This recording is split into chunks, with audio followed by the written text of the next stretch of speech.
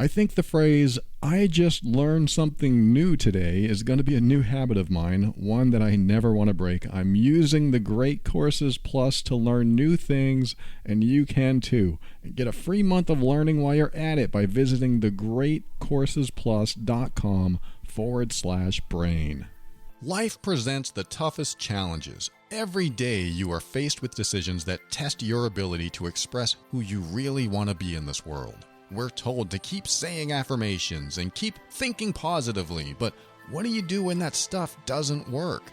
Welcome to the Overwhelmed Brain, where you'll learn to make decisions that are right for you so that you can create the life you want now.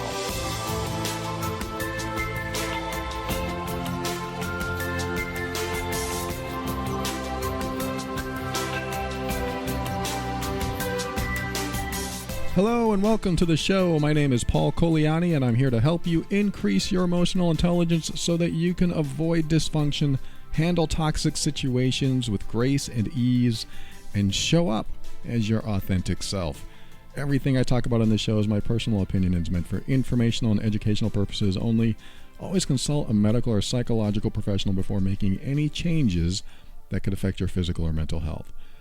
And before we get into our main topics today, I just want to say how grateful I am, not only for the people listening to this show, but for the people that also joined the Facebook group, the Overwhelmed Brain Empowerment Group. I think there's about 2,000 right now, or just under that as of this recording. And the reason I'm saying that, I was going through, I added some new members today, and I always write a welcome post for new members. And I just thought, you could spend your time anywhere you want on the web, anywhere on Facebook, anywhere in any group, and you decided to spend your time over there. And I am just so grateful when people choose to spend their time in a place where I am. I mean, it's a group that I created that allows you to be yourself. It allows you to vent, to express, to share, and especially to look for support. Most people, when they ask questions, they're saying, "Hey, what do you think I should do here?" And sometimes I have time to chime in and sometimes I don't, but there's so many brilliant minds in there. I mean, I'm only telling you this not because I want everyone to join. It's totally up to you if you want to do it, but I am just grateful for the people that are in there and the people that join, because it just seems like they feel like they can be themselves, or at least more of themselves than anywhere else. I call it a judgment-free zone. I call it the safest place on the internet. And I weed out the baddies, if you know what I mean. I weed out the people that don't necessarily have everyone else's best interest in mind. Sometimes they slip through and I have to get them out of there, but I've been doing this for several years now.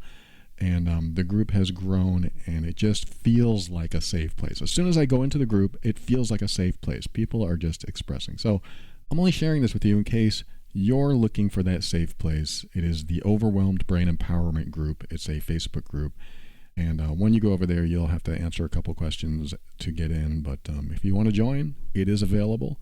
I hope to see you in there. I read every single post that's in there. So that's a great way to get your questions answered too, because there's a lot of people that write to me on the web. They go to my website, theoverwhelmedbrain.com, and they fill out the contact form and they share their personal challenge with me, or just say something nice about me, which is amazing. And also every now and then they'll send me something criticizing me.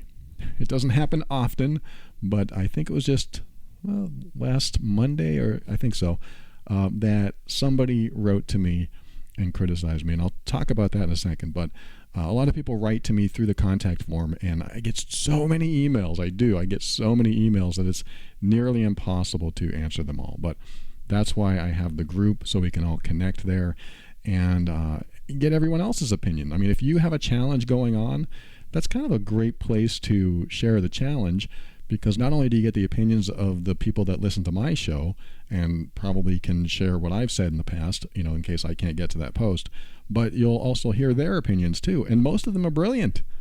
Most people in there have really amazing answers, and I just sit there reading these answers and thinking, everyone could have their own podcast. Every one of these people can have their own show. You know the answers, and that's one of the things I want to say in this first segment is, you know most of the answers.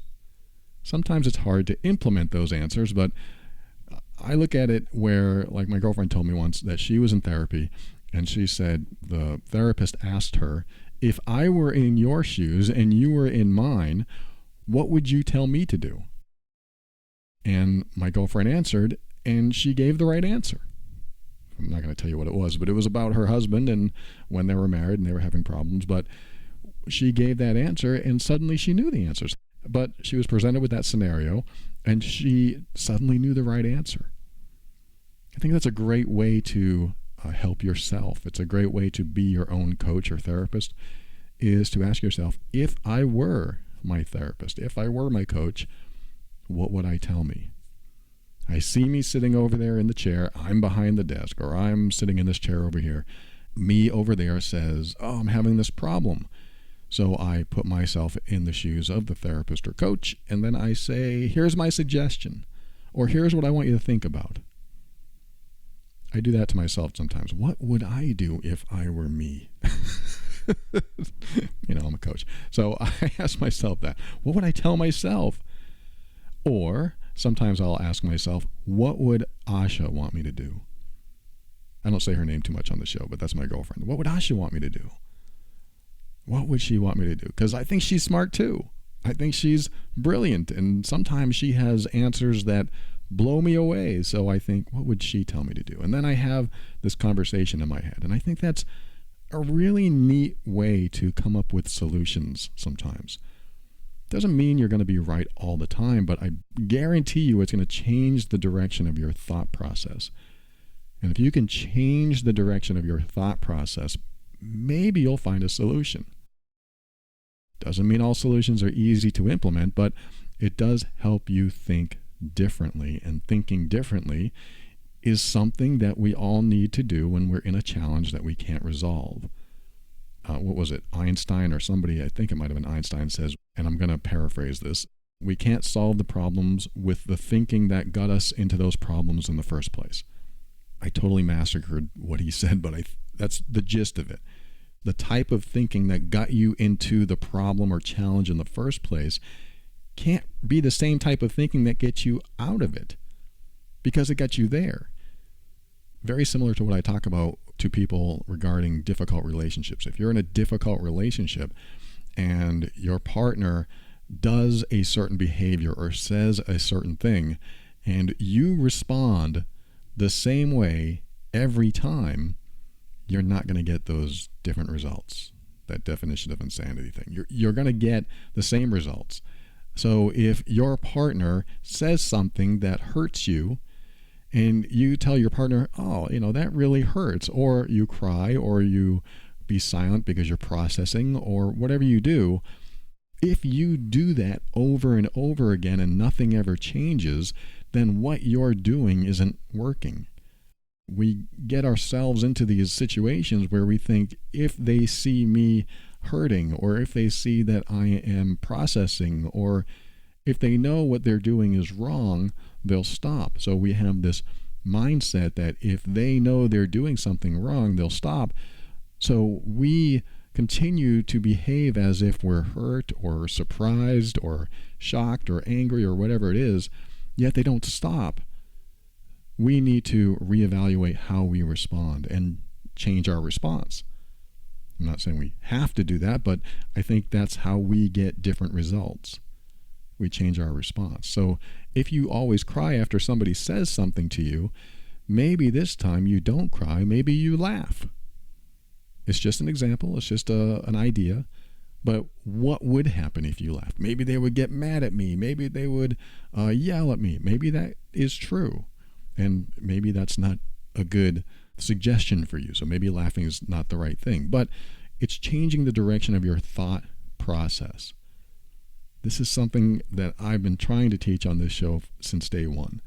If somebody tells you, you need to have a conversation with this person and tell them they're out of line, and you've done that already and nothing ever changes, then I'm going to come on here and say, here's what you should try instead. And it might be something that is totally opposite of that.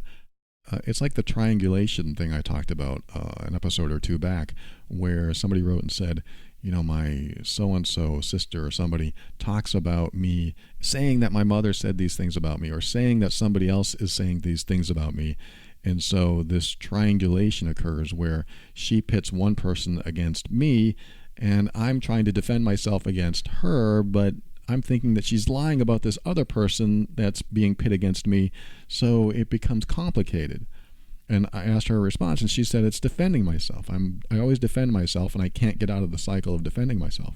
And I said, well, instead of having that response, why don't you just call your mom right away and verify what she said? And that will provide immediate accountability for what someone is saying about you that someone else is saying about you. I don't have the story exactly correct, but that's pretty much how it goes. If somebody says that somebody else said something about you, then get that person involved. Okay, let's get her on the phone right now. Let's talk to her and see what she says, because I want to clear this up. And then the person who's trying to create this triangulation scenario is suddenly going to feel accountable for what they said, which will likely prevent them from doing that in the future.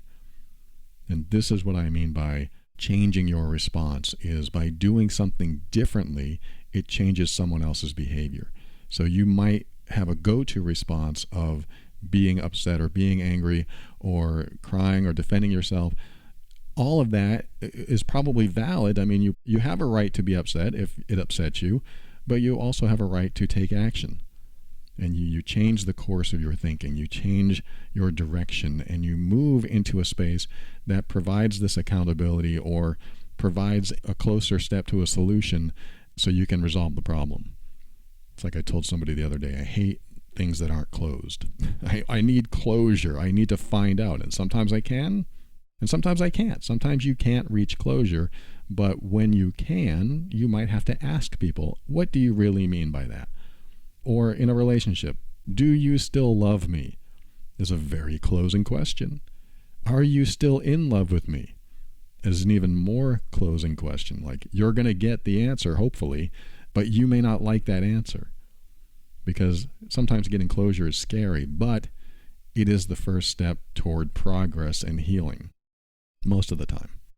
So before I go way off on a tangent there, I'm going to bring it back to what I was talking about earlier about how it's hard to reach me through email. I do get them. I do read them all. Just can't respond to them all or address them on the air as much as I want to. But I did receive a very critical email of somebody. I'm not even going to read it. I couldn't sleep for hours. Somebody said that I was a terrible person and I believed that they weren't worthy and they didn't deserve somebody in their life, and how dare I say that if somebody doesn't want me that I'm not worthy of it. It was very hurtful. It was very critical, and I immediately felt awful because I'm thinking, oh my God, what did I say? What did I say to this person? And it took me some time. I read it right before bed, which was stupid. I shouldn't have read it right before bed, but it was hurtful, and I could tell that this person who wrote it was hurt. So I believe the person who wrote is a female, so if she is listening right now, I want to say thank you for sharing that, first of all. Because whatever you're feeling is valid, and however you interpreted what I said is how you interpreted it, and it is up to me to make sure that you know always that you are worthy and wonderful and amazing. And I hope that I never, ever came across that way where I've said that somebody wasn't worthy of love or anything like that. Because the message had to do with, if somebody doesn't want you, I think that's how she worded it, that it means that you're not worthy of their love. I can't recall ever saying that, but if that's how she took it, then it's important for me to make sure that I never, ever gloss over anything that somebody might take that way. Because, I've done 7 years or 7+ years right now of this show, and there are times where I'll remember saying something in a previous episode, and maybe I thought I said it in this episode, but it didn't come out, and so somebody might have taken it the wrong way. But let me just say 2 things to this person. Thank you so much for sharing that. It hurt, and I think it was meant to hurt. At the same time, please know that I believe you're amazing. I really do. And if somebody doesn't want you, that's on them. That's not about you at all. It doesn't mean you're not worthy. It doesn't mean you're not lovable. It doesn't mean you're not amazing. It has nothing to do with you. Just like you can choose to be with anyone you want to be, but if you chose not to be with that person, does that mean that that person is not lovable? Now, some people might listen to this and think, well, no, I know people that aren't lovable. But I think most of the people listening to this, if they don't love someone, they don't look at that person as unlovable. They don't look at that person as unworthy. Most people. I mean, there are some people that are really terrible, and I get it. There are some people that you've had in your life that you might think, oh no, I don't want anything to do with them. I'm 99.99% confident that if you're listening to this show and you're working on yourself and you are trying to improve who you are from the deepest level, and you hear my words throughout the many hundreds and hundreds of hours of content that I've put out there over the years, if you have listened to more than 10 minutes of any episode ever, then you care about yourself and love yourself enough to want to make yourself the best version of you. And because of that, that is worthy. That shows that you are compassionate. That shows that you are caring. That shows that you want to show up for other people in a good way. And sometimes other people don't show up in a good way for you. Sometimes those people will not be the person you hope that they are for many reasons. But it's not really up to you to explore those reasons. It's up to you to just stay focused on being the best version of yourself, because people who care about themselves care about others. When you care about others, that makes you lovable. When you have compassion for others, that makes you worthy. When you are giving to others, that makes you amazing.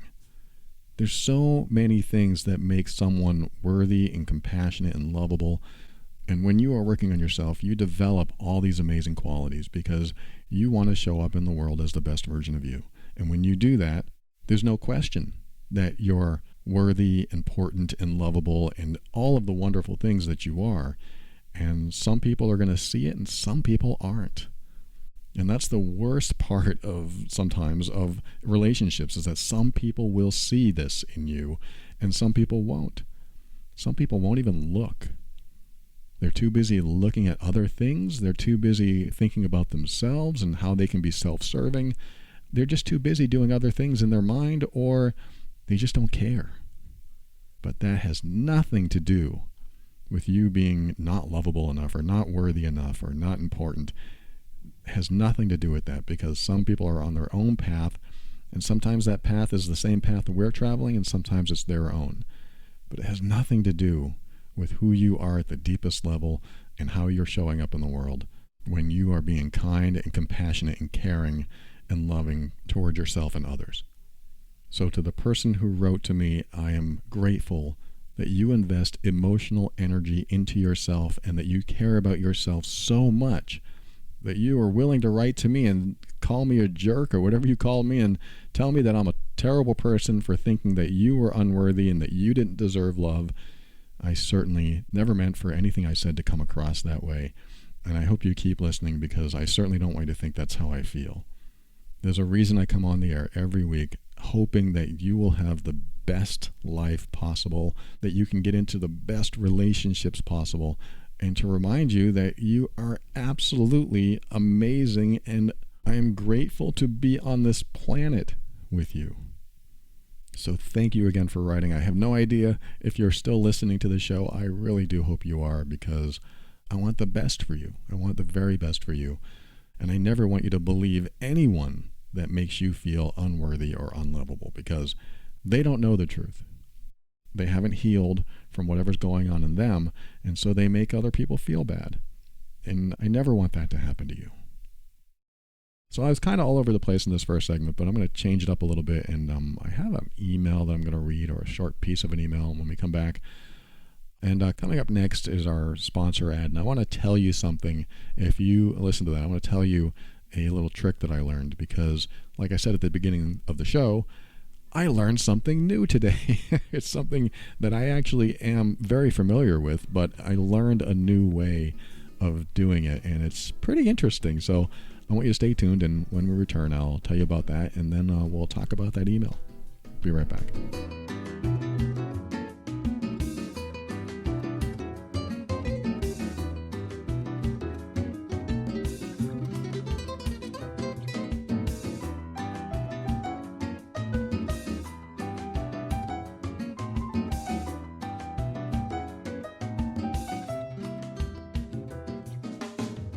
There's a course on the Great Courses Plus that I'm watching right now called Outsmart Yourself, Brain-Based Strategies to a Better You. I talked about it in another episode as well.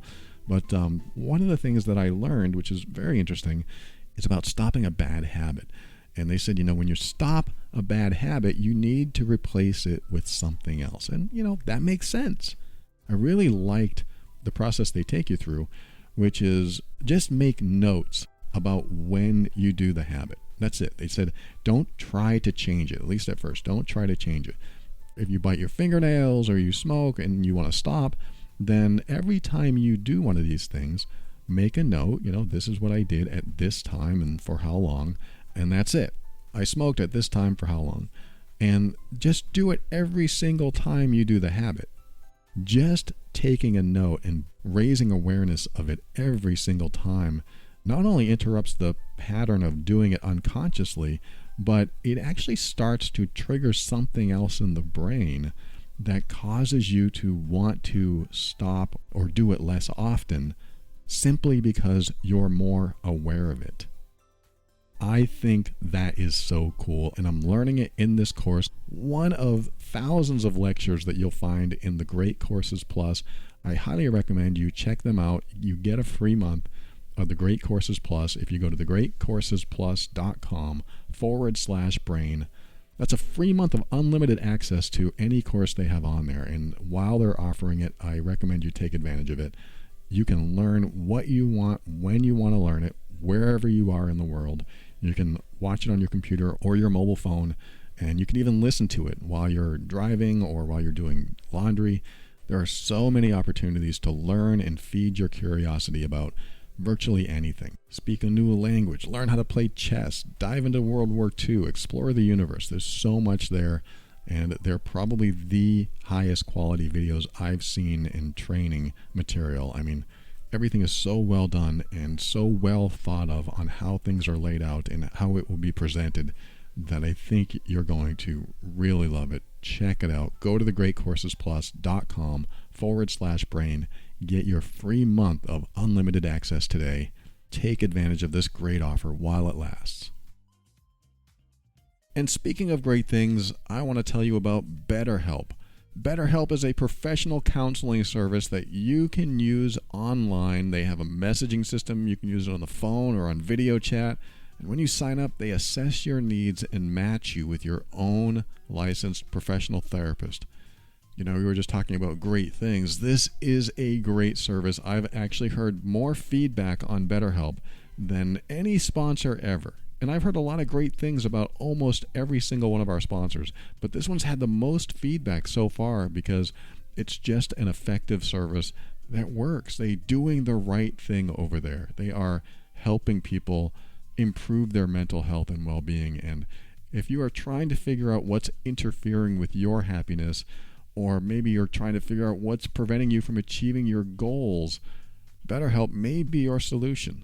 When I first had them on the show, I got to vet their service. I got to vet the people that work for them, and I was impressed. So I think you will be too if you are dealing with anything like depression, stress, relationships, if you're having trouble sleeping, if you're having a family conflict, if you have any LGBT matters or grief or self-esteem. They cover everything, of course. It's therapy. You know what to expect in therapy, except you don't have to sit in the waiting room. You could just do this from the comfort of your home or your car, on your phone or your computer.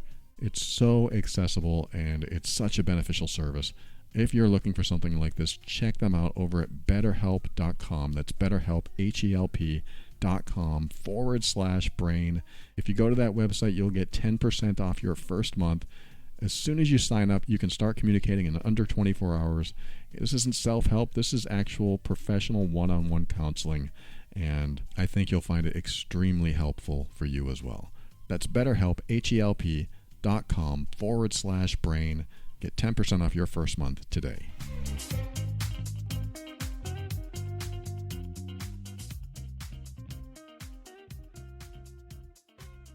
Welcome back. Like I said, I'm going to read an email here. It's a short one, but it is an important topic that I think a lot of us might have to deal with.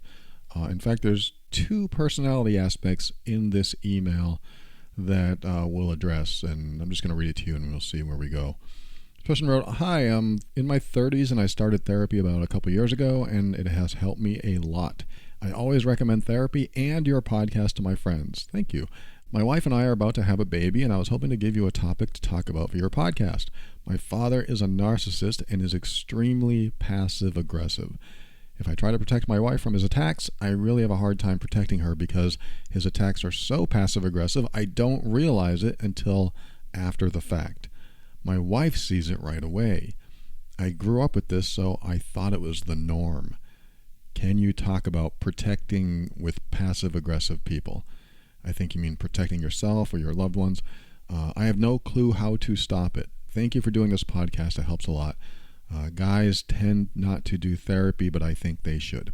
Okay, thank you so much for writing. And yeah, I don't know if many men don't go to therapy, but some probably should. Sure, some people listen to this show, and some people do their own work, and some people do no work at all. And it sounds like maybe your father is one of those people. So you said two things that are important here. One, my father is a narcissist, and two, he's extremely passive-aggressive. I almost look at these things as two different people or categories. The reason is because if your father truly is a narcissist, like narcissistic personality disorder, then passive-aggressive doesn't sound like it fits in that category. It might. I mean, there might be passive-aggressive narcissistic people out there, but if he's truly a narcissist, then this differentiates him from other people that are just passive-aggressive with narcissistic tendencies, in my opinion. I haven't done research on this or studied specifically passive-aggressive behavior with narcissism, but I would definitely treat this as two different things. My first question, which I don't know the answer to, I'm just going to have to ask you this to make you think about it, is does your father have any empathy whatsoever with anyone? If you say yes, but only one of his children or a couple of his children or just me or just somebody else, then he may still be narcissistic, but maybe not to the full breadth of what narcissistic personality disorder consists of. I try to avoid putting everything under one label on this show, but typically somebody with NPD is going to have no empathy whatsoever. He or she's not going to care about anything and doesn't really have to be passive-aggressive because they don't care. They're not going to care how you feel, so they'll probably be direct. That's my guess. Again, that's not a professional opinion, so I might be wrong about that. But I'm going to assume that if somebody has no empathy, they're not going to care how what they're saying is taken. I suppose that could lead to passive-aggressive personality behaviors, but for the most part, I would say that I think most narcissistic people probably aren't passive-aggressive, but I definitely could be wrong about that. But I'm treating this separately only because of the response that I'm going to give you. Because if he is a narcissist, then trying to make him see the error of his ways so that he will feel bad or feel for your wife or yourself will not work at all. It has no bearing on his behavior whatsoever. True narcissistic people don't care. They don't care. It's like the interview I saw with this, I think it was a serial killer. It was on TV. He was in prison, and the guy was interviewing him, and he says, "Do you have any regret or remorse for killing those people?" And he said, "I don't care. I just don't care. It doesn't bother me at all. I don't think about it." And it was just very plain expression, as if he said, "No, I don't like bologna and cheese sandwiches. I don't care about them." That's how detached and disconnected he was from other people. He had zero empathy, didn't care, and was probably psychotic or truly narcissistic or both or whatever. But it was very evident that there was no empathy present there and no compassion and just didn't care. There are some people that just don't care. So I really believe you need to weed out these people that don't care. Put the filter on your life and say, these are the people that just don't care no matter what I say to them, no matter what I do to show them that they're hurting me, no matter what, they don't care. So I'm not going to try to convince them of changing or seeing the error in their ways because they don't care. So if that's your father, just doesn't care, then anything that you do to try to convince him that he's doing bad behavior in hopes to connect with his emotions or pull at his heartstrings will not work. So if you've tried any of that stuff, it doesn't work if he's a true narcissist. Now, the reason I asked if he had any empathy toward anyone else and then separated his children from there is sometimes narcissistic people will favor a child. I don't know if they favor more than one child, but there's usually a golden child and there's usually the loser child in their perspective. Not mine, their perspective. This one child can't do anything wrong and the other child can't do anything right. And so the golden child is the favorite, and no matter what they do, it's wonderful and they get praise and they're so smart and they're so successful. And it's just a constant positive atmosphere for that person, even though there's a lot of toxicity going on in there. And then the other child, or more than one child, is suffering a lot because they're being neglected in so many other ways. So you have narcissists in the world that will have this kind of relationship with their children and simply not care about anyone else. They are the cheaters, the liars, the stealers, or some narcissists aren't those things too, but if they do those things, then they just won't care that they did those things.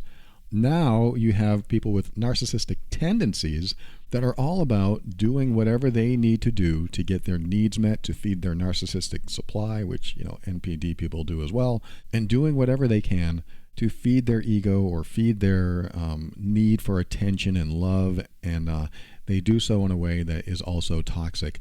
But the reason I separated the narcissist from the passive-aggressive person is because if there's no empathy, then you, again, can't play on their emotions. Now, let's just say that he's not a full narcissist and he's just narcissistic. If he is just narcissistic without the personality disorder, then it makes more sense that he might be extremely passive-aggressive. And this is the meat of your question. What about protecting yourself and others around passive-aggressive people?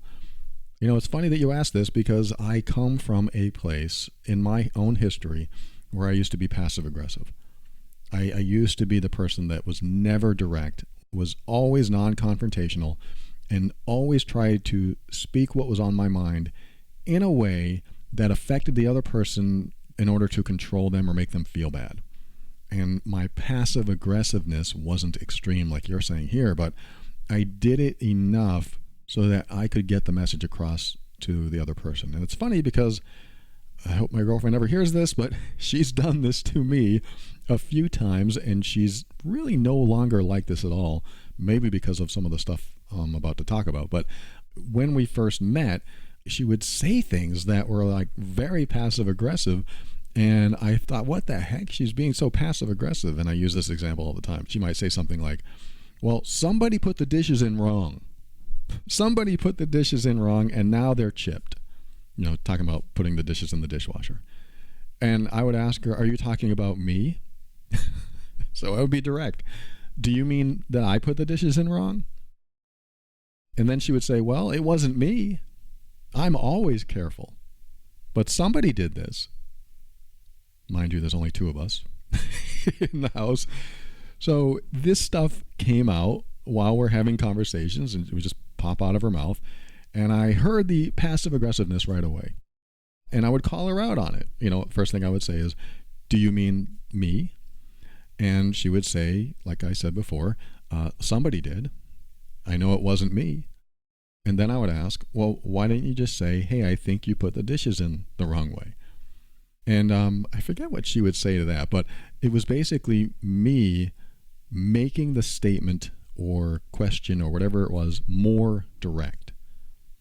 Meaning I am turning the passive aggressiveness into an active assertiveness, I guess you could call it. I want the passiveness to go away. I want to clarify passivity into activity or activeness. And when you do that, what you're doing is taking out the ambiguity. You have to have the clarity.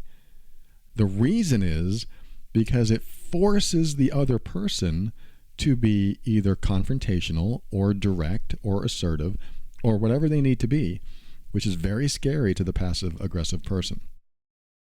15 years ago, when I was passive-aggressive, if somebody said, "What do you mean by that exactly?"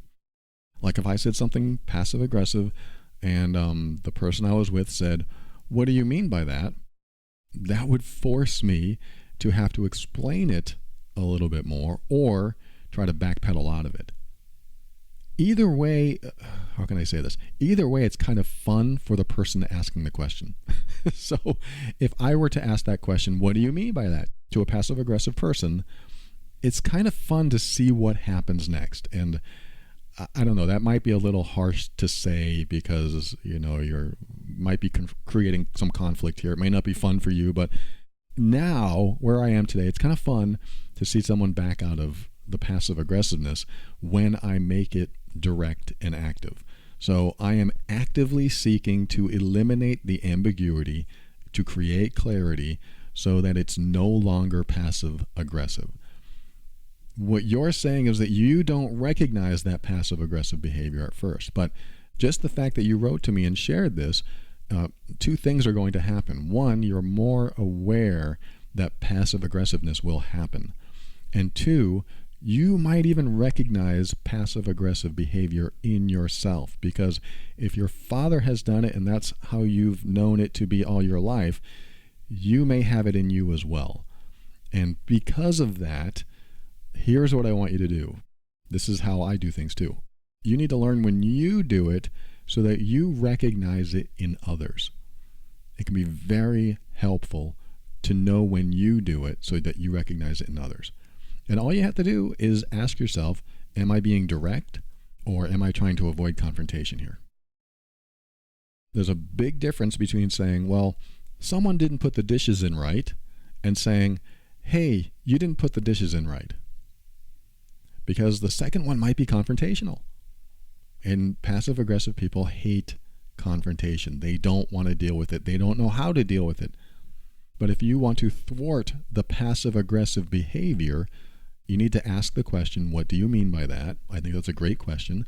Or something like it that helps to clarify it. Like, can you be more specific? Because often what happens is that when somebody says something passive-aggressive, some people are so used to it, like yourself, that you might actually feel an emotion when it's happening, but swallow that emotion. You'll stuff it back down. So you might have a little twinge of anger, and then you'll stuff it back down because you don't want to deal with it. You don't want to confront. Passive aggressiveness works so much better on passive, non-confrontational people.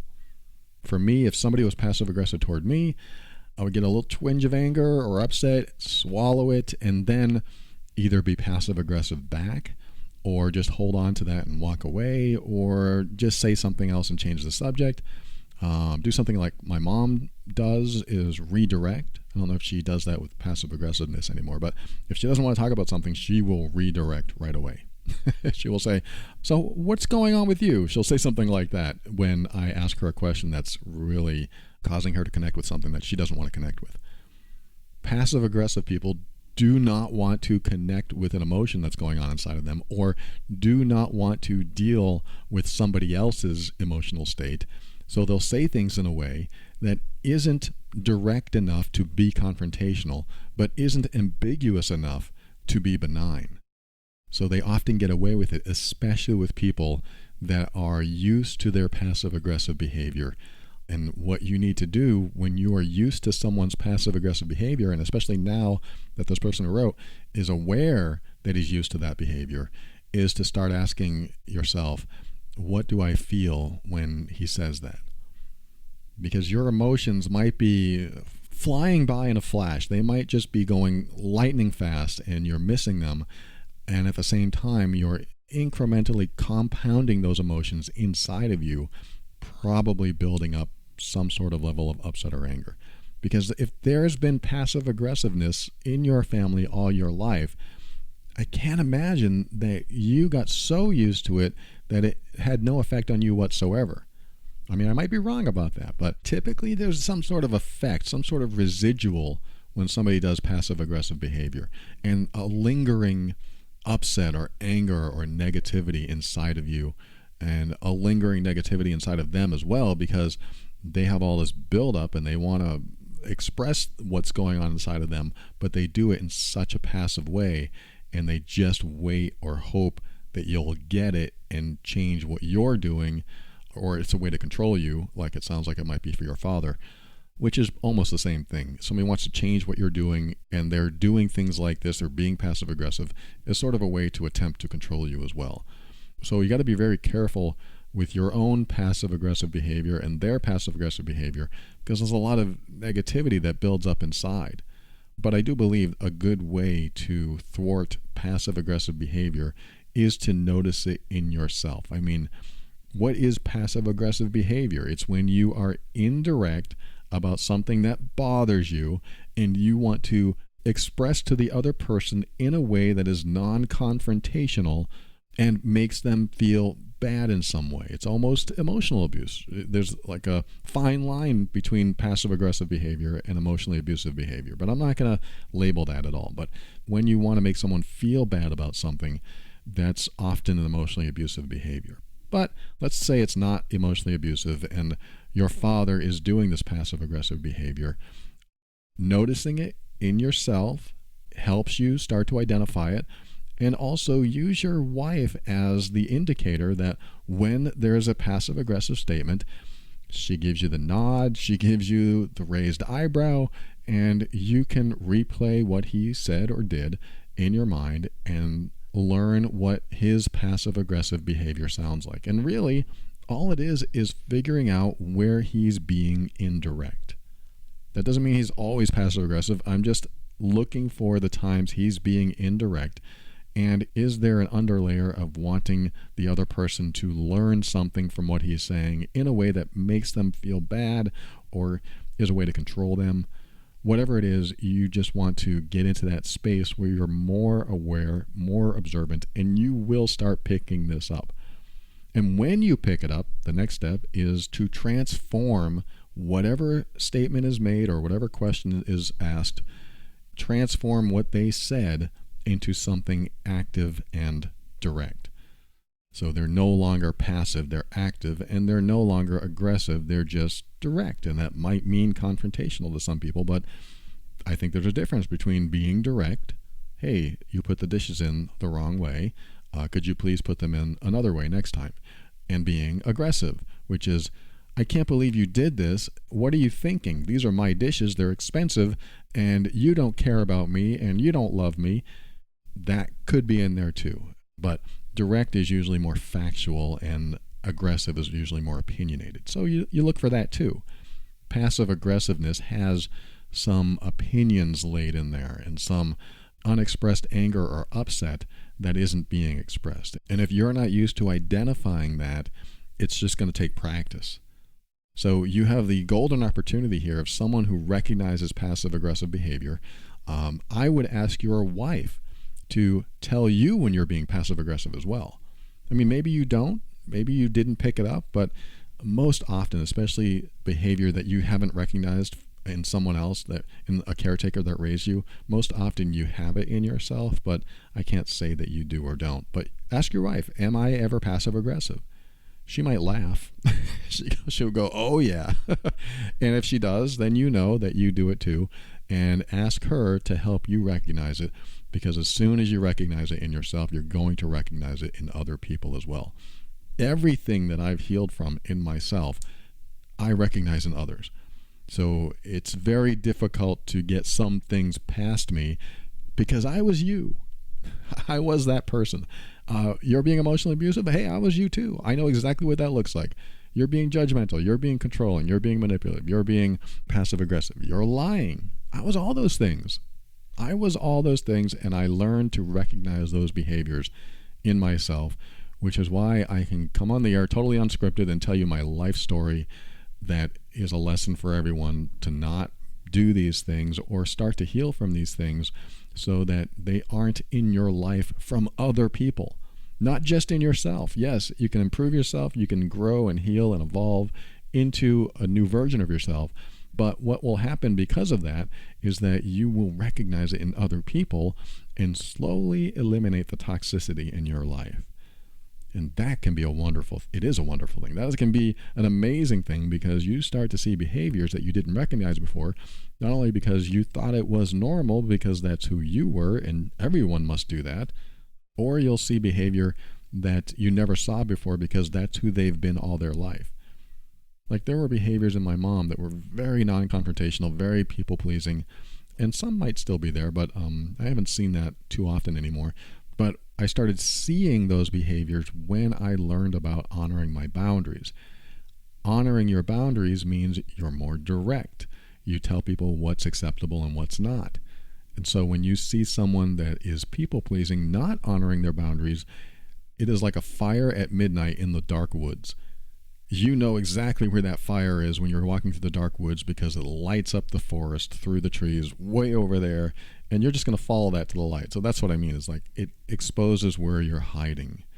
And that's the wonderful thing about improving yourself and doing all this work on yourself, because as you heal from your own stuff, you recognize it in others, and then it's revealed to you their behaviors, which used to be your own behaviors, at least some of them. And when you see it, you can choose to either call it out, ignore it, or just make a little mental note that that's how they behave and that's good to know, or talk about it, whatever you want to do. But once you're aware of it, it is very easy to spot it in others typically, unless they're like a super duper master manipulator, which there are some people out there like that. There are some people that can dupe you easily, and those people are harder to spot. But this one sounds a little bit easier. This one sounds like a person who's being very overtly passive aggressive, and you're just not recognizing it. So you have your wife to help you recognize it and start making those markers in your brain so that when it happens either in you or in him, you can replay it back in your head and ask yourself, how is this passive aggressive? Or how is this indirect? Or another question, how could I reword that to be direct? What would that sound like? And then when you know what it sounds like, you can start to recognize it that way as well. But to your direct question, how do I protect myself and others? I think the best way to do it is to ask someone to clarify it, to be more specific, to force them to say what's really on their mind, or backpedal so that they don't have to deal with it. And the more you do this, this is the last part of this, the more you do this, the less they'll do that.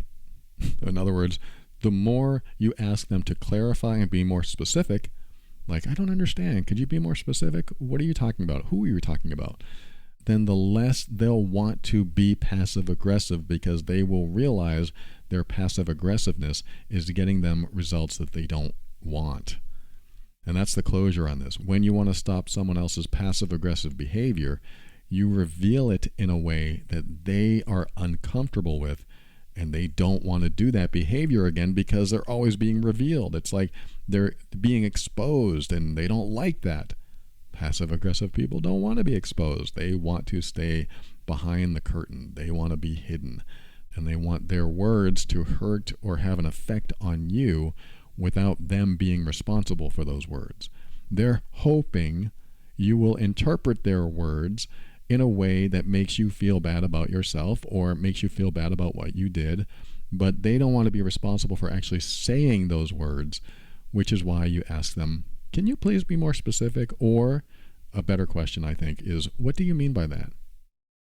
Because that's going to force them to go someplace they don't want to go.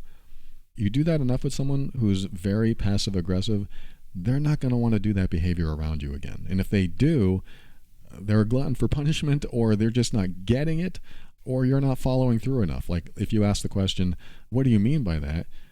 And then they say something else passive aggressive, you have to pretend that you know none of the facts. If they say, well, somebody did this, somebody caused this problem, obviously, you might have to ask, who do you mean? Or who do you think it was?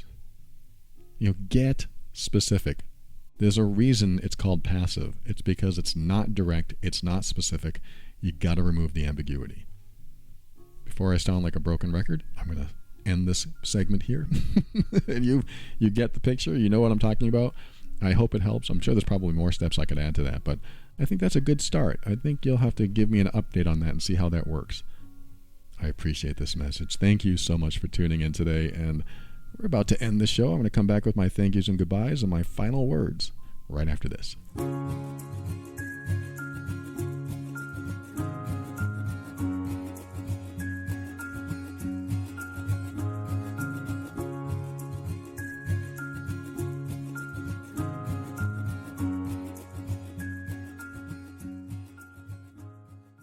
Thank you for listening to another episode of The Overwhelmed Brain.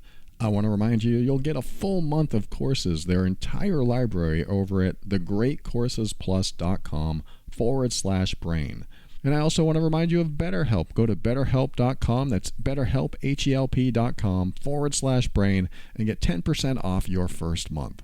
I also want to thank our financial backers of the show. These are the patrons that give every month or once a year. They are Vanessa, Julia, Adriana, Holly, Lucy, Anna, Maud, Ron, Elaine, Brian, Chelsea, Maud again, put you in there twice. And I would like to welcome Deborah. Deborah, you're very generous with your donation every month. Thank you so much for joining the patron program and expressing your gratitude financially, to be quite specific. You're expressing your gratitude financially, and I'm so grateful for that. And it does help the show continue going and growing and moving forward. And it warms my heart that you're a part of the program. So thank you, everyone, for being a part of the program and for joining and for showing your support. If you find value in this show, you can show your support over at moretob.com, and you'll have options over there. And of course, if you join the monthly patron program, you'll get all the videos and audios and workbooks that I offer over at moretob.com. So check it out if you're interested in that. Thanks again, patrons. I appreciate you. I also want to mention the Love and Abuse podcast. I started trickling into emotional abuse a little earlier. That's another podcast I do over at loveandabuse.com. If you want to know how to deal with difficult people and manipulative people, controlling people, and especially emotionally abusive people, head over to loveandabuse.com. I've got quite a few episodes over there. Been doing it since February of 2019, and I've gotten a lot of great feedback from people who've listened to that show, and they tell me their revelations. They say, wow, I didn't even know this was happening in my relationship until I heard your show. And so thank you. And I thank you for tuning in and wanting to heal whatever relationship that you're in, or heal yourself if that's what's needed. But I do get into difficult relationships and emotional abuse over at loveandabuse.com. So check that out if you're in a situation like that. And finally, thanks to Kevin McLeod of Incompetech.com for some of the music transitions in The Overwhelmed Brain. And I'm going to read you a heartwarming message I received because it makes me feel good. Someone wrote to me and said, I have been listening to your podcast for close to a year. You and your teachings have changed my life. I'm 63, and for the very first time in my life, I felt what it feels like to be empowered. I know the importance of setting boundaries. I can identify manipulation and abuse, and I can articulate to myself and to the perpetrator my experience. I am careful to realize and acknowledge my part in dysfunction and conflict. And she put in all capital letters, thank you, Paul. You are amazing. That warms my heart. I am so grateful for your message. Thank you so much for taking the time to share that with me. That makes me feel so good that at any age, your life can change. And, 63, some people will be like, what? I'm 23 and my life is over. This sucks. Everything is a challenge. And, I have all these toxic people in my life and it's never going to change. The younger you are, it sure seems like the harder it is to believe that life is going to change or get easier, or people are going to not be in your life anymore, or you believe that people are never going to change around you. You just believe that this is how the world's going to be from this point on. And then you get into your 30s and you start thinking, well, maybe that's not always true, but life can still be hard. Then you get into your 40s and you think, Well, I've been through a lot. There's been a lot of things going on in my life, and I really thought it was going to be that way forever, but so many things have changed. That tattoo I got when I was 20 doesn't apply anymore. Some things have changed so much, so radically, that I have a totally different belief system. I have totally different values. And what I thought was going to be unhappiness forever wasn't forever. It was just temporary.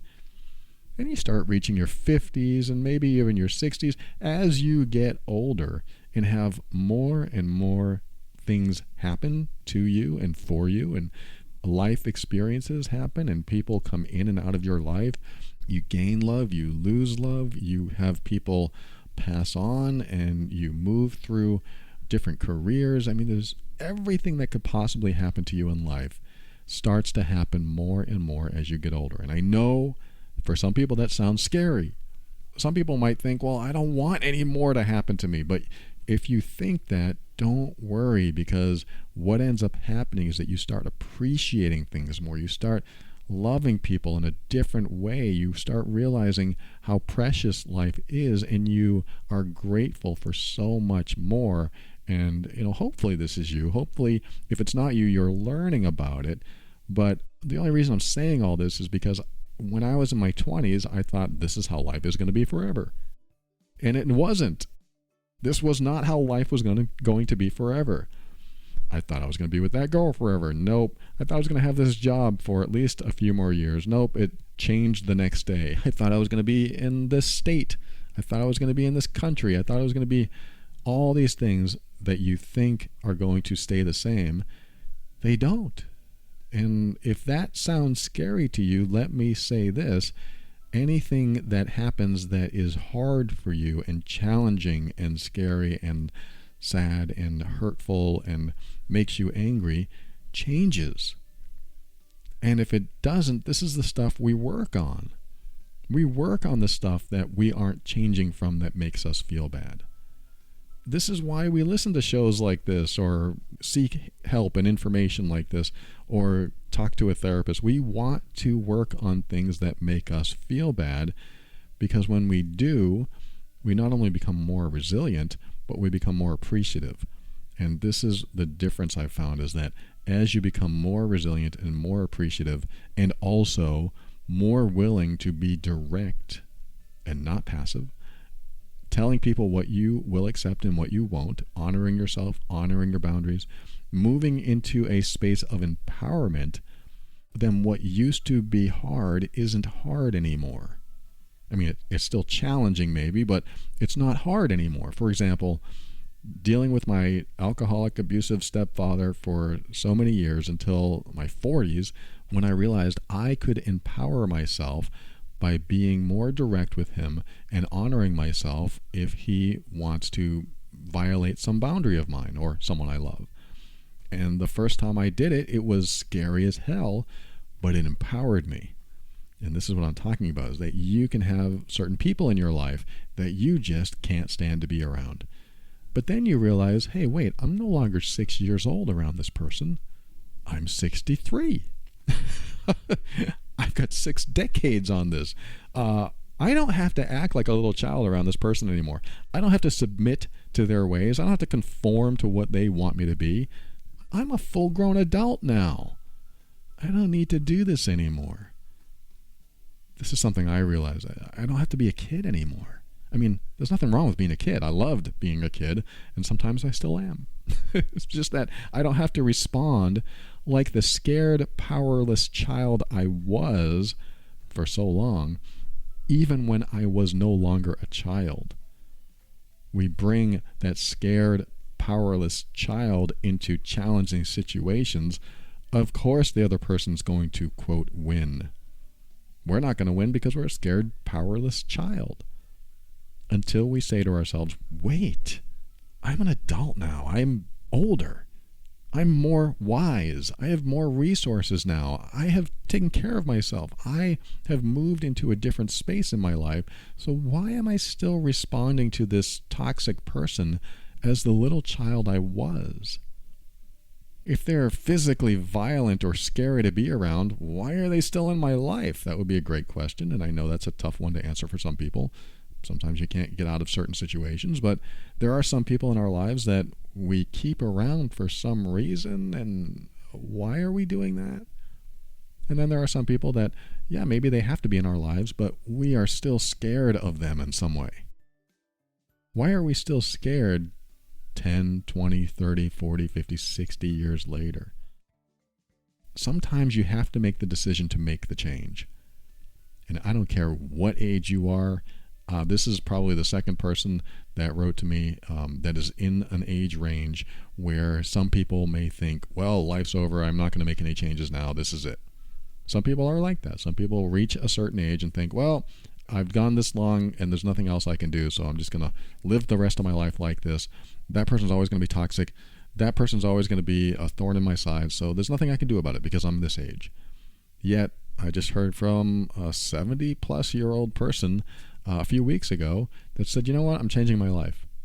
I'm in a marriage that's 5 decades old and I'm sick of being emotionally abused. I'm making changes that are right for me. I need to. This is what I need to do. I don't care what age you are. My mom met her new boyfriend at 74. She got out of her emotionally and physically abusive relationship of 40 years, and she spent several years by herself, alone, and she was happy to do that because it was much easier and much happier being alone than being with that person. And then out of the blue, this young guy comes up to her and says, you know, I've been wanting to ask you out. And she's like, what? I'm 74. I don't think she said this, but she was thinking, I'm 74. You're kind of young. He just was attracted to her and loved her personality and everything about her. And she decided, okay, I'll go out on a date with you. And from that point on, he treated her like gold, and he still treats her like a queen. And she loves being with this guy, and they are living together, and she's never been happier. She is so happy in this relationship, and it took a long time for her to get there, and she had no idea that this would ever happen. She had already closed the door to any possible or potential relationship. She never thought it was going to happen, and then suddenly out of the blue, somebody comes along and was compelled to ask her on a date. And I believe it happened to her not because she was looking for it, but because she finally let go of the idea that she would ever get it. And I'm not saying you have to believe this way. I'm not saying that this is absolute certainty is going to happen to anyone that does this, but I have learned to adopt the philosophy that when you let go of what you want most, good things can happen. And that is very hard for me to say, only because I know some people are out there saying, I've let that go 20 years ago and I still have no relationship, or I still don't have what I want, or there's all kinds of thoughts that come up there. But what happened with my mom and what happened with me before I met my girlfriend, who I hope I spend the rest of my life with, we came to a decision that the way things are today are fine the way they are. And I will be okay if nothing ever changes. That's a tough one because some people have been the same way for a long time. And I'm not saying that this happens with absolute certainty. I'm just saying this is what I've adopted, because sometimes life happens. You can't change the events. You can't change the circumstances. And if you can come to a level of acceptance that this is the way it is, nothing will ever change, and I'm okay with that, at least if nothing ever changes, you'll feel a little bit better about things because you've accepted it. And if something does change, then it becomes a bonus. This is not going to apply to everyone. I realize that. I know there are people out there that totally disagree with this and totally think that I am way off the mark, and I understand that, and you have every right to feel that way. All I know is that you never know. You can't predict. You don't know what's going to happen tomorrow or next year or when you're in your 60s, 70s, 80s, or even 90s. You have no idea. You have no idea what's going to happen. So it's almost unfair of you to say it'll never happen to me. It's almost unfair to say that because you may not be giving life enough chance to evolve and open up before your eyes. But again, I understand that some people have been waiting all their lives and they think that this is the way it is and they don't like it, but they're just going to have to deal with it. I get that too. And I don't want to discount that for those people. I don't want to invalidate that for anyone listening.